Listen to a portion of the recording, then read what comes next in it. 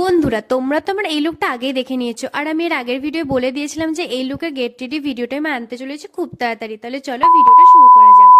Hello everyone, আমি নিয়ে চলে এসেছি আবার একটা গেট রেডি ভিডিও। আজকে আমি ফার্স্টে শাড়ি পরবো না মেকআপ করবো, চলো আজকে ফার্স্টে মেকআপই করা যাক। কারণ এর আগে যতগুলো গেট রেডি ভিডিও আমি তোমাদের সাথে শেয়ার করেছি সবেতে আমি ফার্স্টে ড্রেস চেঞ্জ করে তারপরে মেকআপ করি। আমি প্রথমে ওয়াইপস দিয়ে ভালোভাবে মুখটা ক্লিন করে নিচ্ছি। এরপর আমি ইউজ করবো ল্যাকমির ময়েশ্চারাইজার প্লাস হাইলাইটার। এটা ময়েশ্চারাইজার আর হাইলাইটার দুটোরই একসাথে কাজ করে। আজকে আমি এটা ফার্স্ট টাইম ইউজ করছি।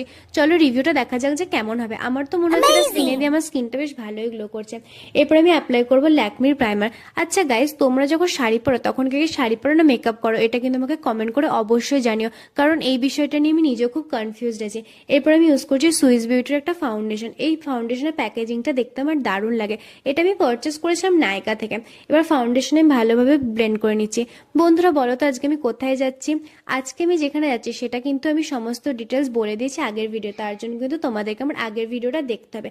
এরপর আমি ইউজ করবো ব্লাশার।